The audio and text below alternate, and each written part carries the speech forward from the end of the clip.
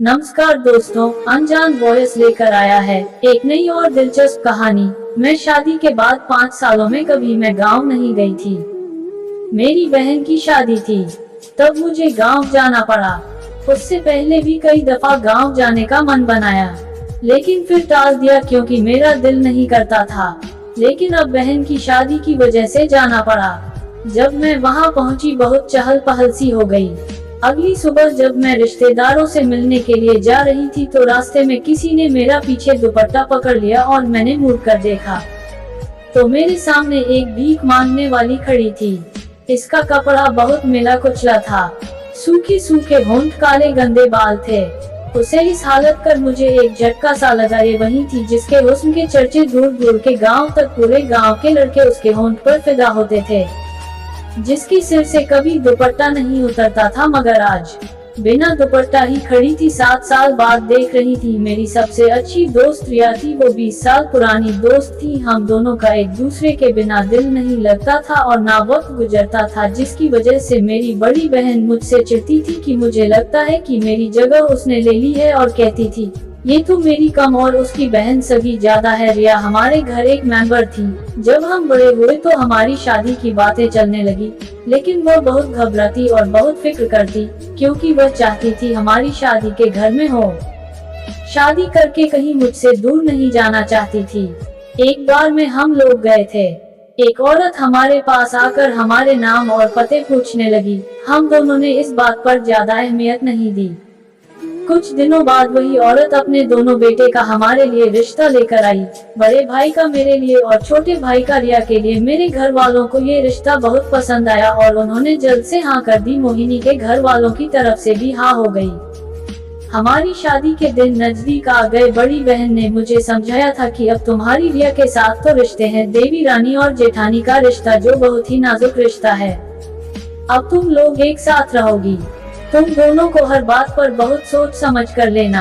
मैंने अपनी धी को कहा कि ऐसा कुछ नहीं होगा जो आप सोचते हैं। मेरा और सालों का साथ पहनों जैसा ही था। हमारा तो सालों का अरमान पूरा हो रहा था। हम देवरानी जेठानी बाद में है। मैं और रिया शादी करके उस घर में पहुंच चुके थे। जिंदगी बहुत खूबसूरत हो गई थी। शादी के 1 साल बाद मेरी गोद में मेरा बेटा और रिया की गोद में उसका बेटा आ गया। मेरे पति की नौकरी शहर में लग गई थी। वे पढ़े लिखे थे, इसलिए उनको शहर में नौकरी मिली थी। वो जिद कर रहे थे कि मैं और मेरा बेटा उनके साथ शहर चले, जबकि मेरा दिल किसी तरह शहर जाने के लिए तैयार नहीं था। आखिरकार मेरे पति शहर चले गए। जब आए तो खूब सारे गिफ्ट लाए थे। हमारी एक बेटी भी हो गई थी। मेरा बेटा 3 साल का हो गया था। जिस घर में हम रहते हैं, घर के बीच में छोटी सी दीवार थी, जिसके एक हिस्से में मैं और दूसरे हिस्से में रिया रहती थी। ये हिस्से तो बस एक नाम के थे। हम सब एक साथ ही रहते थे। मैं दोबारा प्रेग्नेंट हो गई, मगर रिया के यहाँ एक बेटे के बाद दोबारा बच्चा नहीं हुआ। इस बार मेरे पति ने जिद पकड़ ली कि अब मेरे साथ शहर में रहोगी और बड़े बेटे का एडमिशन भी स्कूल में करवाना है। मेरे सारे ससुराल वालों ने भी कहा कि ठीक कह रहा है, तुम मना मत करो। सबके समझाने पर मुझे मजबूरन पति की बात मानी थी, लेकिन मैं दिल से खुश नहीं थी। कुछ वक्त बीत गया। मेरी छोटी की बेटे की पैदाइश हो गई। वो बहुत ही खूबसूरत था, अंग्रेज जैसा, एकदम गोरा चिट्टा, बड़ी बड़ी आंखों वाला, सबको बहुत प्यारा था। मेरे पति ने कहा, तुम नहीं जानती कि तुमने मुझे कितना बड़ा गिफ्ट दिया है। इस बार तैयार है ना? मैं आऊंगा तो तुम सब मेरे साथ चलना। 2 महीने बाद आना था, पर एक के चले जाने के बाद हम सब इकट्ठे बैठे शाम की चाय पी रहे थे तो मेरे देवर ने कहा कि तुम चली जाओगी तो घर सूना हो जाएगा। मैंने कहा तुम भी चलो ना। वो बोला, मैं क्या करूँगा जाकर, मुझे कोई काम तो आता नहीं है। कम से कम यहाँ जमीन पर काम करके पत्नी बच्चों के लिए 2 वक्त की रोटियां कमा लेता हूँ। रिया बिल्कुल सर झुकाए चुपचाप बैठी थी। मेरा दिल अजीब सा हो गया, मगर मैं भी मजबूर थी। पति के हाथ और बच्चों के भविष्य का सवाल था। कुछ दिनों बाद मेरी तबीयत में बेचैनी और थोड़ा सा चिड़चिड़ा मन हो गया। बिना वजह बच्चों पर गुस्सा आ जाता। छोटी बेटी की तबीयत भी खराब थी, वह भी बहुत रोता। रिया ने कहा कि उसके पेट में दर्द तो नहीं हो रहा। हम दोनों उसको डॉक्टर के पास ले गए। डॉक्टर ने उसको दवाइयाँ दी, उसको थोड़ा सा आराम आया, लेकिन रात को फिर उसने रोना शुरू कर दिया। मैं और रिया और मेरे देवर हम सब उसको चुप कराते कराते थक गए, मगर चुप होने का नाम ही नहीं ले रहा। मेरी समझ में नहीं आ रहा था कि क्यों इतना रोता है, कि पहले तो कभी ऐसा नहीं हुआ था और अब कुछ कमजोर भी हो गया था। हम दोबारा डॉक्टर के पास, डॉक्टर ने कहा कुछ दवाइयाँ दे रहा हूँ, आराम हो जाएगा। उस दवाइयों से आराम तो आया था, हमें सुकून मिला, लेकिन अभी 2 ही दिन हुआ था कि फिर उसको तेज बुखार चढ़ गया। मैं बुरी तरह से घबरा गई कि कितना गोरा चिट्टा बच्चा नीले रंग बदलने लगा। मैं और रिया उसको डॉक्टर के पास लेकर भागे, लेकिन उसको आराम नहीं आया। मैंने परेशान होकर अपने पति को फोन कर दिया था। शहर से गांव के लिए गाड़ी में बैठकर उन्होंने कहा तुम तैयार रहो, हम उसको शहर लेकर आएंगे, शहर में किसी अच्छे डॉक्टर को दिखाएंगे। मेरा रो रो कर बुरा हाल था। मेरा सेहतमंद बच्चा 2 दिनों में सूखकर कांटा हो गया था। अगली सुबह पति ने वहां पहुंचना था, मगर जब अगली सुबह आई तो मेरा बेटा दुनिया से मुंह मोड़कर बहुत दूर जा चुका था। सुबह सुबह पूजा आराधना के समय मेरे हाथों में ही मेरे बेटे ने दम तोड़ा था। बहुत बुरे हाल में बैठी थी। मेरे पति का गम से अलग बुरा हाल था। उसकी मौत से जैसे आसमान टूट पड़ा था। उसकी मौत 15 दिन तक मैं बिस्तर पर निढाल पड़ी रहती। मुझे पति और बच्चों का कोई होश न था। सब रिया ने संभाला हुआ था।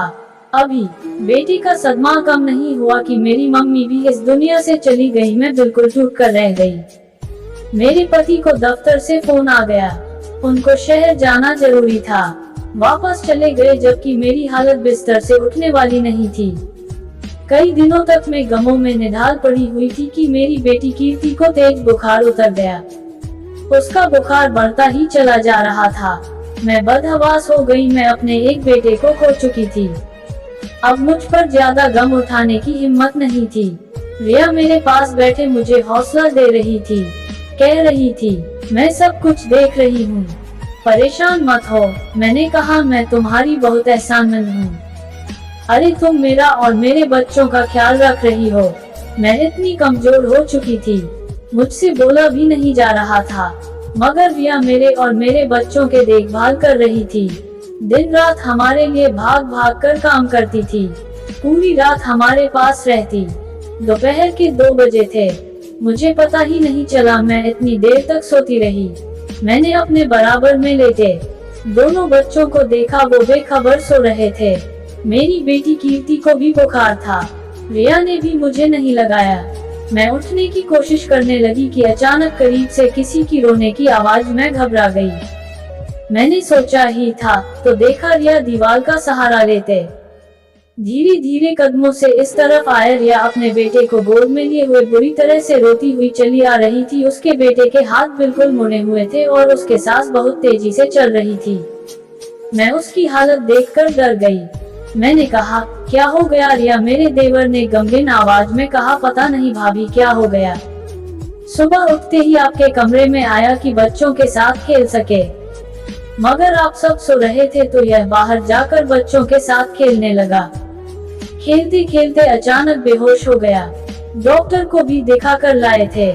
ये हालत हो गई। रिया की हालत बहुत खराब हो गई थी, क्योंकि उसका इकलौता बेटा था और उसकी अपने बेटे में जान बसती थी। मैंने कहा तुम लोग परेशान ना हो, मैं उनसे बात करती हूँ। मैंने अपने पति का नाम लिया। हाँ, तुम दोनों उसको लेकर शहर निकलो, वहाँ किसी अच्छे डॉक्टर को दिखाओ। अंदर से मैं भी बहुत परेशान थी। मैं नहीं चाहती थी कि रिया किसी ऐसे दुख से गुजरे जिससे मैं गुजर चुकी हूँ। अगली सुबह बस के टिकट हो गई थी। मैं अपने खराब तबीयत, चुभते बदन के कर दर्द भरे सर के साथ अपने बच्चों और रिया को संभाल रही थी, मगर अगली सुबह जाने की नौबत ही नहीं आई। मैं रात के 2 बजे घर में बैठी थी। क्या हमारे बच्चों को किसी की नजर लग गई? जब उसके बेटे की अर्थी उठी तो रिया बेहोश होकर गिर गई। मेरे पति भी आ चुके थे। हमारे घर का हर सदस्य टूट गया था। मुझे अपने दोनों बच्चों की फिक्र हो रही थी। मुझ में अब और कोई गम उठाने की हिम्मत नहीं थी। मेरे पति और मेरे देवर ने हमारे घर में एक पंडित जी को लेकर आए, जिन्होंने हमारे बच्चों का नामकरण किया था। मैं जल्दी से दुपट्टा लेकर उन लोगों की तरफ भागी। वो हमारे घर देखने के लिए आए थे कि लगातार 2 बच्चों की मौत हो चुकी थी और वह एक काबिल और जाने माने पंडित। उनके शब्द आवाज में ऐसा जादू था कि सामने वाला उनका भक्त होता था। बात करते करते अचानक से रुक गए, फिर वो हवा में कुछ सूंघने लगे और इधर उधर देखते हुए बोले, पता नहीं क्यों मुझे हवा में चुड़ैल की हंसी से महसूस हो रही है। फिर वह मेरे हिस्से की तरफ से आने लगे। पहुंचकर मेरे कमरे के बाहर आंगन में बने थे कच्चे फर्श के पास बैठकर एक जगह बैठकर उस मिट्टी को देखने लगे। मैं भी दूर खड़ी सब कुछ देख रही थी। उन्होंने मेरे पति से कहा, यहाँ से मिट्टी हटाओ। से मेरे पति मिट्टी हटाने लगे। अचानक जमीन के अंदर से जो चीज निकली, उन्हें देखकर मैं चौंक गई। मिट्टी का एक पुतला था। पुतले के साथ एक पर्ची थी जिस पर कुछ लकीरें बनी हुई थी और उस पर्ची पर कीर्ति का नाम लिखकर उस पर क्रॉस का निशान बनाया गया था। हम सब ना यकीन कर पाने वाले निगाहों से देख रहे थे। अचानक मुझे याद आया जिस रात मुझे बुखार था। मैंने आंगन में एक साया देखा जो मेरे कमरे के बाहर मिट्टी खोद रहा था। मेरे पति और देवर ने दोनों हाथों से अपना सर पकड़ लिया और कहा कि किसका काम है। पंडित जी ने मेरे देवर से कहा कि आपके पत्नी की तबीयत कैसी है। वो परेशानी से बोले, पंडित जी बहुत ज्यादा बुरा हाल है। पंडित जी ने कहा, क्या मिल सकता? उसने कहा, हाँ चलिए मेरे साथ और मेरी पत्नी के ऊपर मंत्र भी पढ़ दीजिएगा और मेरी पत्नी के लिए प्रार्थना कीजिएगा, उसका गम हल्का हो जाए। रिया बिस्तर पर लेटी हुई थी। पंडित जी का आने का सुनकर बड़ी मुश्किल से बैठी और धीरे से पंडित जी को नमस्ते किया। पंडित जी ने उसके पास पहुंचकर सांस ली और उनका चेहरा गुस्से से लाल हो गया। गुस्से से बोले, तो तुमने किया है, उसी का फल तुम्हें मिला है। तुमने जो जादू किया है और दूसरे की गोद गुजारने चाहिए, मगर तुम्हारे अपनी गोद गुजर गई। तुमने खुद की ही दुनिया बर्बाद की है और भगवान तुम्हें कभी माफ नहीं करेगा। पंडित जी की बातों पर हम सब हैरानी से देख रहे थे। अचानक रिया का जोर जोर से रोना शुरू हो गया। उसे एक दौरा पड़ गया। वो चिल्लाते हुए बोली, मैं क्या करती, मेरे ही साथ ऐसा क्यों हुआ। हम सब एक साथ पले बड़े, लेकिन किस्मत ने धोखा दे दिया। शादी भी एक ही दिन हुई, एक ही घर में हुई, मगर उसका पति ने पति से खूबसूरत और पढ़ा लिखा और मैं यहाँ मामूली जिंदगी बिता रही थी।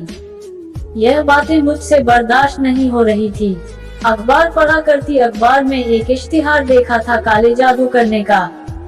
मैंने उसका पता लिया। पते के जरिए मैंने उससे बात की थी। पहले मैंने उसके बड़े बेटे को रास्ते से हटाना चाहा, फिर मैंने इस पर जादू करवाकर उसकी बेटी को हटाना था। मैंने ही पतला जमीन में गाड़े था, क्योंकि मैं चाहती थी उसके तीनों बच्चे मर जाए ताकि ये शहर ना जा सके, क्योंकि अपने औलाद के खातिर जा रही थी। और मैं कैसे बर्दाश्त कर लेते कि वो वहाँ जाकर सुकून से रहती। काले जादू के मुताबिक जमीन पर जहाँ पर पुतला गाड़ा था, उस पर सबसे पहले जो भी चलता काले जादू की लपेट में आ जाता। रात में नींद की दवाई दूध में मिलाकर दे चुकी थी। मैं जानती थी कि यह सब सोते रहेंगे, मगर कीर्ति जरूर उठकर बाहर आएगी। मगर मेरा किया मुझ पर ही वापस आ गया। सुबह जब मैं सोकर उठी तो मेरा बेटा मेरे बराबर में नहीं था। मैं घबरा कर उसको देखने गई तो उसके कमरे से वापस आ रहा था, ये कहते हुए कि सब सो रहे हैं। मैंने उसको आता देखकर दिल पकड़ लिया और मुझे फल मिल गया। मैं रोती हुई और अपना सिर पीटती हुई चीख रही थी और मैं भी ना यकीन से रिया को देख रही थी। मुझे लग रहा था जो मैंने सुना है गलत है। मेरा दिल कह रहा था कि मैं चीख चीख कर रोऊं कि क्या कोई इंसान इतना भी गिर सकता है। पंडित जी ने कहा, जो लोग भगवान की दी हुई चीज पर राजी नहीं होते, उनका यही अंजाम होता है। मैं दीवार का सहारा लिए छोटे छोटे कदम उठा के बाहर गई। मेरे देवर ने नफरत से देखकर अपनी पत्नी को कहा, मैं सोच भी नहीं सकता था कि तुम इतनी घटिया हो। मैं अपने कमरे में आकर रोने लगी। मेरा दिल रो रहा था। रिया मेरे पास आई और रोती हुई बोली, मुझे माफ कर दो। मैंने उसको कहा कि जो औरत अपने बच्चों की जान ले ले, क्या उसे माफ किया जा सकता है? तुमको अगर उससे दुश्मनी थी तो मुझसे बोलती। रिया बोली, मुझे दुश्मनी नहीं थी, पता नहीं मुझे क्या हो गया था, मुझसे बर्दाश्त नहीं हो रहा था। तुम्हारे पास सब कुछ अच्छा देखकर मैं तुमको कुछ भी नहीं बोलूंगी, बस दुआ दूंगी, क्योंकि मैं जान गई थी कि भगवान का बदला अच्छा होता है। मैं इसको बगैर देखे अपने पति बच्चों के साथ उस घर से ही नहीं बल्कि उसकी जिंदगी से निकल गई। मेरे देवर ने उसको तलाक दे दिया था। अपने बेटी की मौत और पति की जुदाई में उसने अपना दिमागी संतुलन खो बैठी। अब गांव की गलियों में बिखरे बालों से बेहाल घूमती फिरती है। मैं दोबारा पलटकर गांव नहीं गई, लेकिन 6 साल बाद जब मैं वापस गई तो उसने मेरी दुपट्टे को पकड़ लिया, मगर मैंने अपने दुपट्टे को उसके हाथ से छुड़वाकर और उसको नजरअंदाज करती हुई आगे बढ़ गई। जलन सबसे बुरा जादू है जो करने वाले और जिस पर किया जाए दोनों को बर्बाद कर देता है। काला जादू करने वाला और कराने वाले दोनों ही गलत है। तो दोस्तों, कहानी कैसी लगी? कहानी अच्छी लगे तो कमेंट करके जरूर बताएं और चैनल अनजान वॉइस को जरूर सब्सक्राइब करें। वीडियो को लाइक जरूर करें और घंटी भी जरूर दबाएं ताकि नई दिलचस्प कहानी आपके पास सबसे पहले पहुंचे। धन्यवाद।